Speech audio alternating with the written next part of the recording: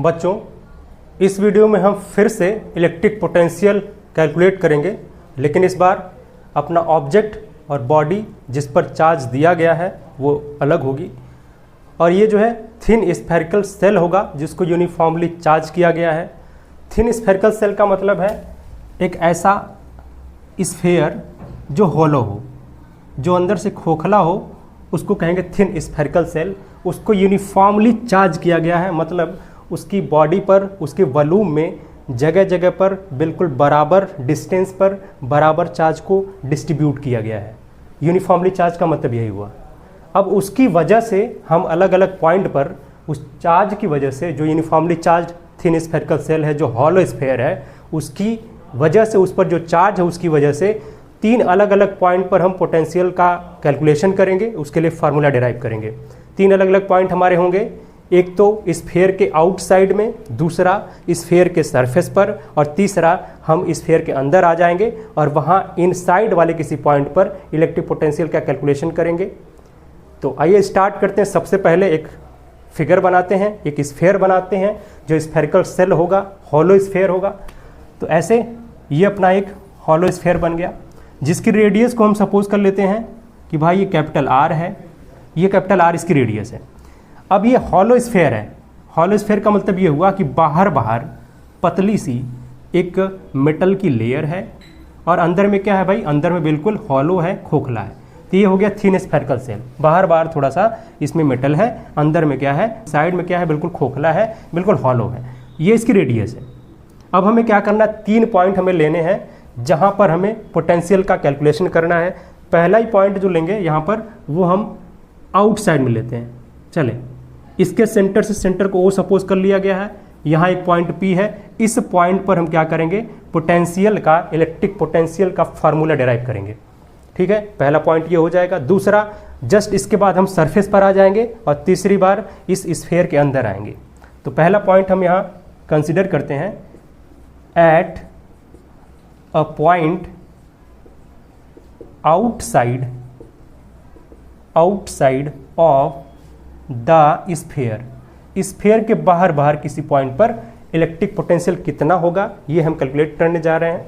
देखा जाए, suppose that, मान लेते हैं कि इसके सेंटर से जो पॉइंट पी है वो स्मॉल आर की डिस्टेंस पर है, छोटे वाले आर के डिस्टेंस पर है, क्योंकि बड़ी आर जो है, बड़ा वाला आर जो है वो तो रेडियस है इसकी, इस स्फेयर की रेडियस है, इसको ले नहीं सकते हैं। जब सरफेस पर आएंगे तो आर हमारे लिए काम करेगा कैपिटल आर, लेकिन अभी फिलहाल वो डिस्टेंस काम करेगी जो इसके सेंटर से इस पॉइंट की डिस्टेंस है, जिसे हमने स्मॉल आर यहाँ पर सपोज कर लिया कि स्मॉल आर की यूनिट का ये डिस्टेंस है। पॉइंट पी अपना यहीं पर है। अब अगर हमें इस पॉइंट पी पर पोटेंशियल फाइंड करना है तो हमारे पास कोई फार्मूला है नहीं, लेकिन हम ये जानते हैं कि अगर इसको क्यू चार्ज दे दिया गया, इस स्फेयर को क्यू चार्ज दे दिया गया, ये क्या होगा, अंदर बिल्कुल चार्ज रहेगा नहीं, इसके स्फेयर पर आ जाएगा। मतलब ये जो चार्ज है पूरा, मान लिया पॉजिटिव चार्ज ही दिया गया इसको, तो पॉजिटिव चार्ज इसके पूरा सरफेस पर आ जाएगा। ठीक है, इसके सरफेस पर आ जाएगा। लेकिन ये कब होगा, जब एक कंडक्टिंग स्फेयर होगा। लेकिन अगर ये इंसुलेटर है तब क्या होगा, तब जैसे जैसे जहाँ जहाँ चार्ज हम इसको देंगे वहाँ वहाँ स्टेशनरी रहेगा, वहाँ पर बिल्कुल फिक्स हो जाएगा। और ये कंडक्टिंग है ही, अगर कंडक्टिंग नहीं भी लिखा गया तभी कंडक्टिंग मानेंगे, क्योंकि हॉलो स्फेयर है, यहाँ चार्ज कहाँ पर रहेगा, अंदर में तो रहेगा नहीं, बाहर इसके सरफेस पर ही आ जाएगा। तो बाहर वाले किसी पॉइंट के लिए जो चार्ज है, ऐसा अज्यूम किया जाएगा कि ये जो चार्ज है वो इसके सेंटर पर है। ठीक है, ये जो क्यू चार्ज है, प्लस क्यू चार्ज, वो इस स्फेयर के सेंटर पर है, हॉलो स्फेयर जो है उसके सेंटर पर है।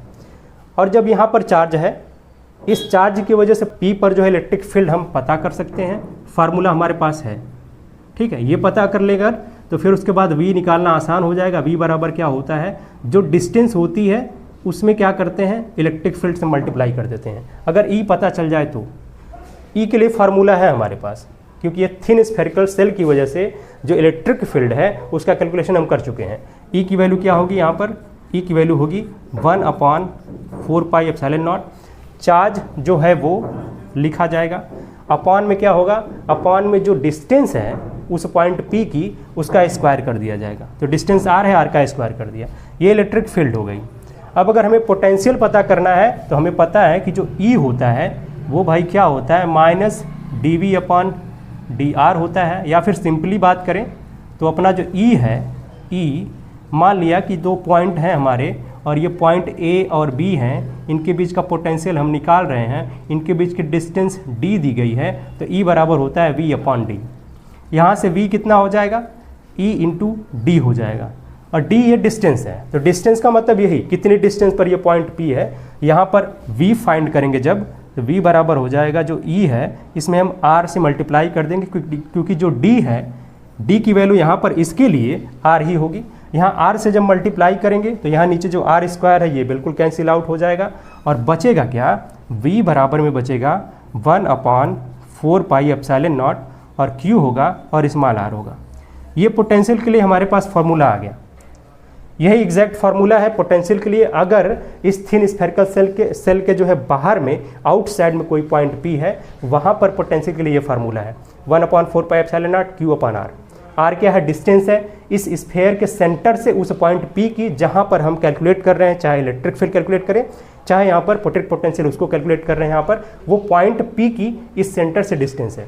अब एक दूसरा केस लेते हैं। दूसरा केस क्या है, दूसरा केस है at the surface of sphere. Sphere के सरफेस पर आते हैं, और स्फेयर के सरफेस पर आएंगे, सिंपल सा एक हमें मॉडिफिकेशन यहाँ करना होगा कि ये जो r है, स्मॉल r है, उसकी वैल्यू अगर हम घटाते कैपिटल R की तरफ लेकर के जाएं, मतलब जो r है, स्मॉल r है, उसको अगर कैपिटल R कर देते हैं इसी फार्मूले में जो फार्मूला आया हुआ है, तो ये सरफेस के लिए फार्मूला हो जाएगा, सरफेस और पोटेंशियल के लिए फार्मूला हो जाएगा। और ये v बराबर क्या होगा, यहीं स्मॉल r की जगह पर कैपिटल R लिख देंगे, 1/4 पाई एप्सिलॉन नॉट होगा, q लिखेंगे, और ये जो स्मॉल r था यहाँ पर कैपिटल R लिख देंगे, क्योंकि हमने क्या किया है, एक छोटा सा मॉडिफिकेशन किया है। हम सरफेस पर बात कर रहे हैं, स्फीयर के आउटसाइड में नहीं, सरफेस पर बात करें। सरफेस पर आएंगे तो जो r है वो रिड्यूस होकर के कैपिटल R में बदल जाएगा, और जैसे ही ये बदला कैपिटल R में, स्मॉल r की जगह पर इस कैपिटल R रख देंगे, और ये वैल्यू हो जाएगी सरफेस पर पोटेंशियल के लिए फार्मूला हो जाएगा। ठीक है, सरफेस पर पोटेंशियल के लिए फार्मूला है, इसमें हम वैल्यू रख करके चार्ज जो दिया गया है वो, और जो डिस्टेंस दी गई है, जो रेडियस है स्फीयर का, उसको रखेंगे तो सरफेस पर ये पोटेंशियल की वैल्यू आ जाएगी। तीसरा पॉइंट है कि अगर यही पॉइंट, कोई एक पॉइंट है जो इन साइड में है, अंदर की तरफ, ठीक है, यहाँ देखें थर्ड पॉइंट है, थर्ड केस अपना बनता है any point at any point inside the sphere, sphere के अंदर में, इस बार अंदर आ रहे हैं हम, सरफेस पर आ गए, पहले बाहर थे, सरफेस पर आए, अब अंदर घुसने की कोशिश कर रहे हैं। यहाँ देखें अंदर जब आएंगे तो कोई हमारे पास एक पॉइंट ले लेते हैं, मान लिया कि ये पॉइंट Q है, और इसकी डिस्टेंस को फिर से हम स्मॉल r सपोज कर लेते हैं।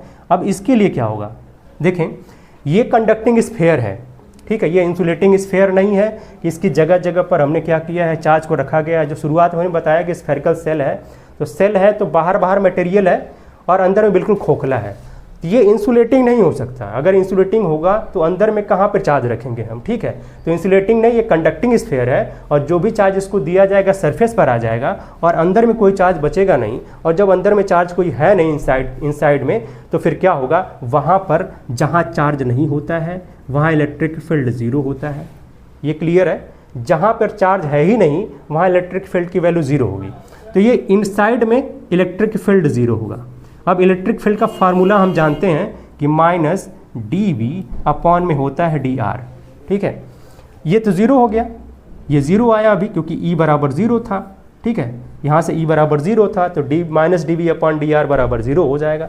अब इस -dV को यहाँ लिखते हैं लेफ्ट में, और ज़ीरो के साथ इस dr को मल्टीप्लाई करते हैं। अब क्या करें, थोड़ा सा इसको इंटीग्रेट करते हैं, इंटीग्रेट करेंगे, V की वैल्यू क्या आने जा रही है, यहाँ ज़ीरो है, और ज़ीरो जब इंटीग्रेट होगा, इसका जब समाकलन किया जाएगा तो होगा ये कांस्टेंट में बदल जाएगा। ये क्या होगा, कांस्टेंट आ जाएगी वैल्यू, यहाँ पर एक कांस्टेंट वैल्यू आएगी, तो V बराबर यहाँ पर कांस्टेंट हो जाएगा।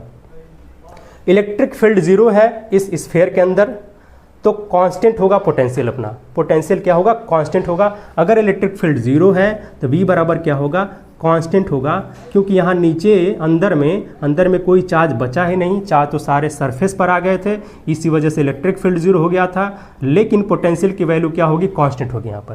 थ्रू आउट द स्फेयर, अंदर में जितना भी जिसकी किसी भी पॉइंट पर ले लें तो हर जगह क्या होगा, इसकी वैल्यू कांस्टेंट होगी। और वो कांस्टेंट वैल्यू होगी क्या, बिल्कुल वही जो सरफेस पर है वही वैल्यू यहाँ पर भी मिलेगी इलेक्ट्रिक पोटेंशियल के लिए। 1/4πε0 Q होगा और कैपिटल R यहाँ लिख दिया जाएगा। यही जो सरफेस पर वैल्यू है यही अंदर के लिए भी वैल्यू होगी। तो अंदर वाले किसी पॉइंट के लिए जो पोटेंशियल की वैल्यू होगी उसके लिए फार्मूला यही है। और ये फार्मूला क्या है, ये तो फिक्स वैल्यू है क्योंकि R भी फिक्स होगा, जो चार्ज देंगे वो भी फिक्स होगा, ये वैरी नहीं करेगा। सरफेस पर और सरफेस के अंदर जब आएंगे स्फीयर के अंदर में हर पॉइंट पर सेम वैल्यू मिल रही है, अंदर भी यही वैल्यू मिल रही है और सरफेस पर भी यही वैल्यू मिल रही थी। ये समझ में आया। अब क्या करते हैं, इस वैल्यू के हिसाब से हम एक ग्राफ ड्रॉ करते हैं जिससे ये समझ में आ जाए कि जैसे पोटेंशियल है वो कैसे वैरी कर रहा है। जैसे जैसे हम सरफेस के अंदर हैं, सरफेस पर जा रहे हैं स्फीयर के, फिर सरफेस से बाहर जा रहे हैं, स्फीयर के बाहर जा रहे हैं, आउटसाइड किसी पॉइंट पर जा रहे हैं, तो कैसे ये पोटेंशियल वैरी कर रहा है, कैसे बदल रहा है डिस्टेंस के हिसाब से, इस पर एक ग्राफ ड्रॉ करते हैं। ग्राफ ड्रॉ करने के लिए क्या करना होगा, हमें दो एक्सिस लेना पड़ेगा। इस एक्सिस पर हम v को ले लेते हैं, पोटेंशियल है, और एक जो एक्सिस ये वाला है इस पर हम r ले लेते हैं, डिस्टेंस, और डिस्टेंस के हिसाब से आगे बढ़ते चले जाएंगे, v की वैल्यू निकालते चले जाएंगे। ये ओरिजिन है, ओरिजिन का मतलब सेंटर की बात करते हैं, ठीक है। अगर सेंटर से जैसे जैसे आगे बढ़ेंगे तो r ही है, ये r है, पहले 0 से 0 पर गया, r बराबर पहले 0 होगा तो 0 यहाँ वैल्यू मिलेगी, ठीक है। जैसे आगे बढ़े r की कुछ वैल्यू मिलेगी, यहाँ आगे बढ़े r कुछ वैल्यू मिलेगी, और जैसे सरफेस पर आएंगे तो r equals to capital R हो जाएगा। तो एक वैल्यू यहाँ पर मिलेगी जहाँ पर क्या होगा कि r बराबर कैपिटल R होगा, ठीक है, जब हम सरफेस पर आएंगे तब। और अगर सेंटर पर होंगे तो r की वैल्यू क्या होगी, 0 होगी, जो जाहिर सी बात है इस ओरिजिन पर मिलेगी। r की वैल्यू 0 कहाँ मिलेगी, इस स्मॉल r की वैल्यू इस ओरिजिन पर मिलेगी। उसके बाद जैसे ही बाहर जाएंगे ये r की वैल्यू कैपिटल R से बढ़ती चली जाएगी, और उसके लिए फिर क्या करेंगे, इसके आगे हम ग्राफ ड्रॉ करेंगे। तो इनसाइड में क्या हमने देखा था कि जो सरफेस पर वैल्यू आ रही थी पोटेंशियल की, वही सेम वैल्यू इसके लिए होती है, अंदर के लिए पोटेंशियल की वैल्यू होती है। तो ये वैल्यू फिक्स होती है, ये वैल्यू फिक्स होगी। तो मान लिया कि यहाँ पर कोई फिक्स वैल्यू है और v बराबर ये क्या है, 1/4πε0, और q है अपॉन में कैपिटल R है, ठीक है।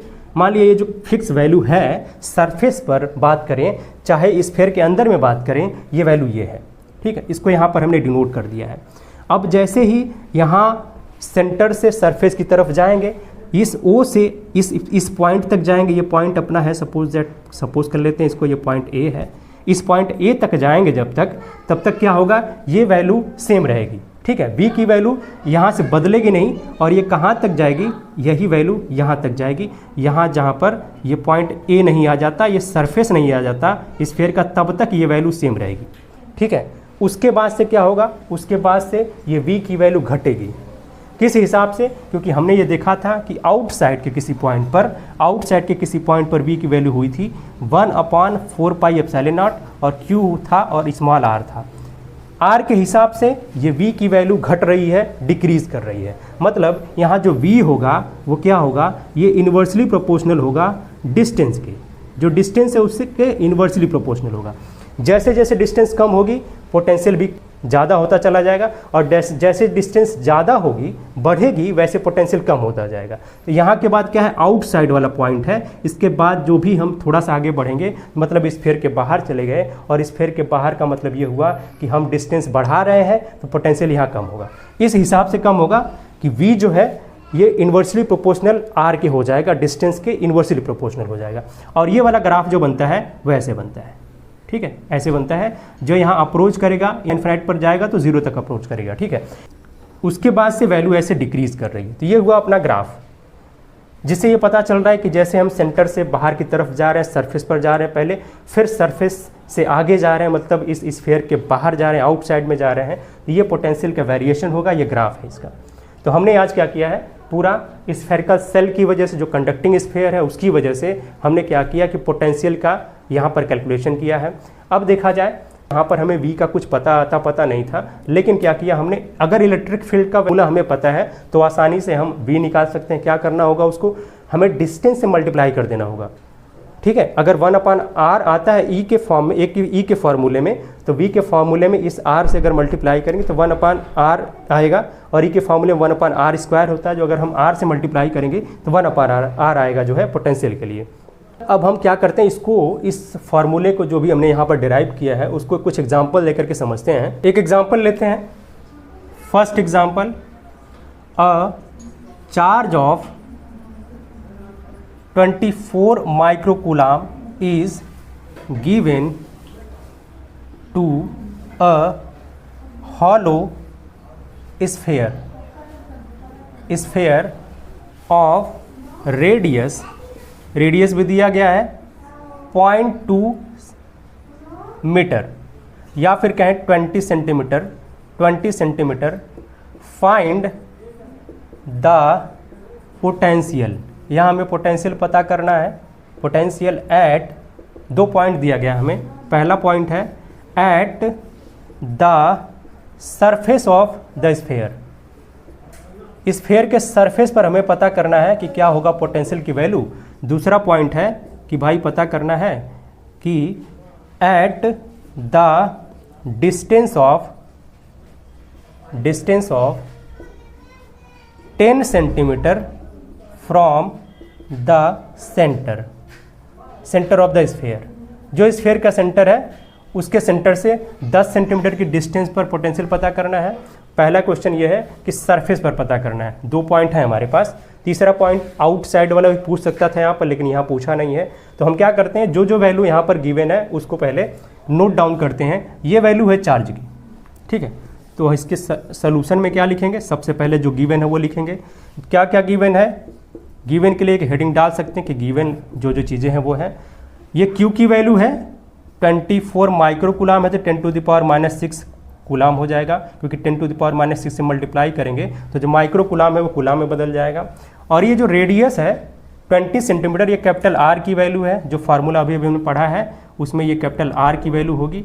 20 सेंटीमीटर है, इसको बदल लेंगे मीटर में तो आएगा 20 × 10⁻⁻2 मीटर आ जाएगा। इतना हुआ।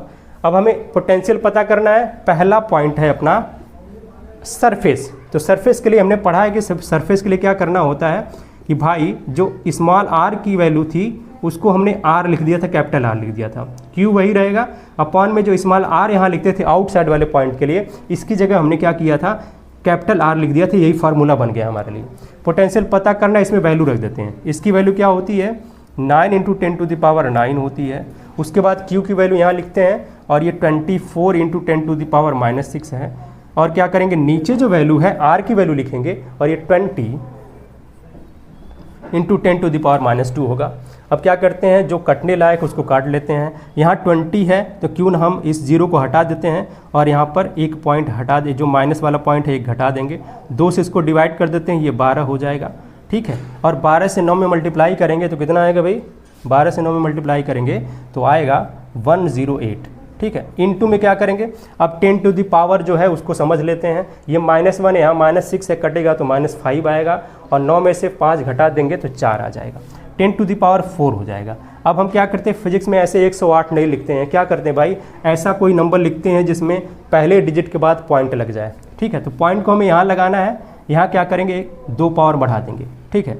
तो होगा क्या, v की वैल्यू आएगी 1.08 10 टू द पावर 6, और ये जो v की वैल्यू होगी वो क्या होगा, इसका यूनिट क्या होगा, वोल्ट्स होगा। इतना वोल्ट ये पोटेंशियल की वैल्यू आई है सरफेस पर, ठीक है। दूसरा पॉइंट जो है वो क्या है, at distance of 10 centimetre from the centre of the sphere, ठीक है। अगर 10 सेंटीमीटर जा रहे हैं सेंटर से तो होगा क्या, सरफेस के अंदर ही रहेंगे हम, और सरफेस के अंदर रहेंगे तो भाई ये जो वैल्यू है पोटेंशियल की वो कांस्टेंट रहेगी। जो सरफेस पर है वही अंदर भी रहेगी, स्फेयर के अंदर रहेगी।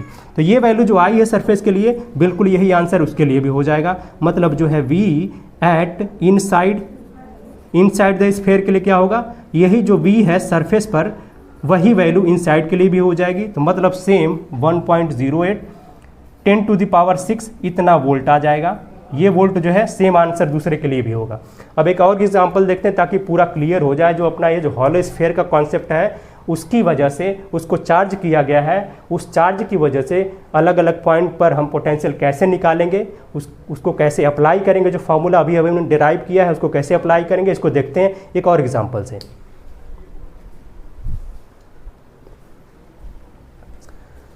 क्वेश्चन हमारा कुछ इस तरीके से, a metal wire bent into a circle of radius 20 centimetre. फिर क्या किया जा रहा है, इट इज गिवन, इसको दिया जा रहा है charge, it is given a charge of value 200 माइक्रोकूलाम, 200 माइक्रोकूलाम का इसको चार्ज दिया जा रहा है, और ये मेटेलिक वायर है, ठीक है। मेटेलिक वायर हो तो होगा क्या, इसको जो चार्ज देंगे उसके जो सरफेस पर पूरा पूरा यूनिफॉर्मली डिस्ट्रीब्यूट हो जाएगा, that spread on it uniformly ये डिस्ट्रीब्यूट हो जा रहा है बराबर से उसके सरफेस पर, यानी कि जो वायर है उस पर यूनिफॉर्मली ये डिस्ट्रीब्यूट हो जा रहा है। कौन, ये जो चार्ज दिया गया है 200 माइक्रोकूलाम का चार्ज, वो वायर के ऊपर पूरा यूनिफॉर्मली डिस्ट्रीब्यूट हो जा रहा है। उसके पहले हमने किया क्या है, इस वायर को 20 सेंटीमीटर वाले रेडियस के सर्किल में कन्वर्ट कर दिया है, और ये हमारे पास अब सर्किल के फॉर्म में है, वायर के फॉर्म में नहीं है। अब क्या करना है, find the potential at the centre of the sphere, centre of the circle. इस सर्किल के सेंटर पर इस बार हमें पोटेंशियल पता करना है। तो सबसे पहले फिगर ही थोड़ा बना लेते हैं ताकि क्लियर हो जाए, जो मैटर है वो क्लियर हो जाए। एक वायर है, उसको हमने कन्वर्ट कर दिया सर्किल में, तो एक सर्किल बना ही लेते हैं। ये सर्किल है, इसकी रेडियस भी दिया है 20 सेंटीमीटर, तो आर की वैल्यू, कैपिटल आर की वैल्यू दिया गया 20 सेंटीमीटर। इसको बदलेंगे कि जब मीटर में 10⁻² से मल्टीप्लाई करेंगे और मीटर हो जाएगा। अब क्या किया गया है, इसको चार्ज दिया गया है, चार्ज दिया गया कितना, 200 माइक्रोकूलाम है, 200 इंटू क्या करेंगे 10⁻⁻6 से मल्टीप्लाई करेंगे, ये इतना कूलाम आएगा। जब आ गया ये चार्ज, जब इसको दिया गया है तो पूरे इस सर्किल पर, जो सर्कुलर पार्ट है इस मेटल का, जो अभी मेटल था पहले वायर था, ये सर्किल के फॉर्म में कन्वर्ट हो चुका है। पूरा ये जो सरफेस दिखाई दे रहा है सर्किल का, इस पर ये यूनिफॉर्मली डिस्ट्रीब्यूट हो चुका है। क्यों भाई, क्योंकि प्रॉपर्टी होती है कंडक्टर की कि भाई जो भी चार्ज उसको देते हैं वो पूरा जो है यूनिफॉर्मली डिस्ट्रीब्यूट हो जाता है। तो हो गया डिस्ट्रीब्यूट, ये पूरे सरफेस पर डिस्ट्रीब्यूट हो चुका है। अब हमें सेंटर पर, ये जो सेंटर दिख रहा है ओ, इसको ओ से रिप्रेजेंट कर देते हैं, इसी सेंटर पर पोटेंशियल डिफरेंस, नहीं पोटेंशियल की वैल्यू पता करना है। तो देखा जाए चार्ज हमारा कहाँ पर है, सेंटर पर नहीं है। अगर बाहर कोई पॉइंट होता तो उसके लिए ये जो चार्ज है वो सेंटर पर कंसिडर किया जाता है, लेकिन अंदर कर रहे हैं हम, अंदर यहाँ कैलकुलेट करें पोटेंशियल की वैल्यू, तो होगा क्या, ये जो चार्ज है इस सरफेस पर माना जाएगा, और ये जो चार्ज है पूरा चार्ज, असल में क्या है कि छोटे छोटे जो DQ चार्ज हैं ये ऐसे ही पूरे स्फीयर के जो सर्किल है उसके सरकमफरेंस पर होंगे, लेकिन ये सब जुड़ करके क्या होगा, Q के बराबर होगा। तो इन अगर DQ की वजह से हम यहाँ पर पोटेंशियल निकालते हैं तो ऐसे ही बहुत सारे एलिमेंट होंगे। अगर उसको इंटीग्रेट करेंगे तो फाइनली क्या आएगा, ये जो DQ है वो इंटीग्रेट होकर के क्या होगा, Q के बराबर हो जाएगा। Q की वैल्यू गिवन है। और लेकिन खास बात यहाँ पर ये है, हमारे लिए सुविधाजनक क्या यहाँ पर है कि जो भी DQ है एलिमेंट, सबका जो डिस्टेंस है इस पॉइंट O से वो सेम ही है, क्योंकि जो भी DQ है वो सरकमफरेंस पर है और सरकमफरेंस का हर एक पॉइंट सेंटर से सेम डिस्टेंस पर होता है। तो यहाँ पर इसका मसला नहीं है कि भाई कौन सा चार्ज कितनी डिस्टेंस पर है, सारे चार्ज सेम डिस्टेंस पर है। मतलब क्या करना है, ये आपको फॉर्मूला यहाँ डेराइव करने की ज़रूरत नहीं है। आप V लिखोगे, 1/4πε0 लिखोगे, Q जो है ऐसे DQ लिख सकते हो, और अपान में क्या होगा, डिस्टेंस सबकी, इस सेंटर से डिस्टेंस हम पता करना चाह रहे हैं ना, एट द सेंटर, ठीक है, V at the centre, centre पर जो पोटेंशियल हम पता करना चाह रहे हैं, तो सेंटर पर ये जो हमने छोटा सा एलिमेंट लिया है उसकी डिस्टेंस R है, और ऐसे जितने भी छोटे छोटे एलिमेंट होंगे DQ होंगे, सबकी डिस्टेंस R ही है। तो ये जो R है और ये क्या R जो है वो क्या भाई अपना फिक्स वैल्यू है, कैपिटल R है, यहाँ पर कैपिटल R की वैल्यू भी दी गई है। ये जो DQ है उसको क्या करेंगे, अब ये DV है, क्या करेंगे, इसको इंटीग्रेट करेंगे तो ये भी बदल जाएगा। 1/4πε0, ये तो कांस्टेंट है, इसको इंटीग्रेट करके क्या फ़ायदा। अब उसके बाद जो DQ वैल्यू है और अपान में जो R भी है ना, ये भी क्या है, फिक्स है, इसको भी बाहर कर लेते हैं। और बचेगा क्या, सिर्फ डी क्यू बचेगा। डी क्यू को इंटीग्रेट करेंगे तो यहाँ पर डी क्यू जो इंटीग्रेट होकर के क्यू बन जाएगा। ठीक है, तो 1/4 पाई एप्सिलॉन नॉट, और वो इधर क्यू हो जाएगा जो डी क्यू इंटीग्रेट होकर के, और कैपिटल आर नीचे लिखेंगे। अब वैल्यू रख देते हैं यहाँ पर 1/4 पाई एप्सिलॉन नॉट, 9 × 10⁹ होगा, ये वैल्यू फिक्स होती है। क्यू की वैल्यू कितनी है, 200 माइक्रोकूलम है, 200 × 10⁻⁻6 हो गया। अब क्या करना है, नीचे आर की वैल्यू लिखनी है, 20 × 10⁻2 है, ये लिखना होगा हमें। ठीक है, इस 20 से इस 200 को डिवाइड कर देते हैं, 10 आएगा, और ये -2 है, -6 को अगर इससे हम एडजस्ट करना चाहें, यहाँ बचेगा सिर्फ 9, और 10 ये -4 हो जाएगा। -6 को अगर 10⁻2 से डिवाइड करेंगे तो -4 यहाँ बचेगा, और 9 में से 4 घटाएंगे तो 10⁵ बचेगा। ठीक है, ये पोटेंशियल की वैल्यू आई है, इतना वोल्ट ये पोटेंशियल की वैल्यू आई है, और यही हमारे लिए आंसर होगा। यहाँ पर सेंटर पर जो पोटेंशियल की वैल्यू होगी वो 9 × 10⁵ वोल्ट्स होगी। ठीक है, सेंटर पर अगर पता करना था तब। अगर हम बाहर कोई पॉइंट लेते तो उसके लिए पोटेंशियल जो होता, उसके लिए भी क्या करते, इसी सेंटर से डिस्टेंस लेते हम, और इस चार्ज को, पूरा चार्ज को हम कहाँ मानते हैं, कि ऐसा मानते हैं कि जैसे सेंटर पर कंसंट्रेटेड है पूरा का पूरा चार्ज, और फिर उसको सेंटर पर मानते हुए, पूरे चार्ज को सेंटर पर मानते हुए हम यहाँ पर पोटेंशियल का कैलकुलेशन करते, और फिर कुछ वैल्यू आती यहाँ पर। ये भी बिल्कुल ऐसे ही आती। क्या वैल्यू आती, ये वैल्यू आती जो है 1/4 पाई एप्सिलॉन नॉट, और चार्ज लिखते हैं हम यहाँ पर।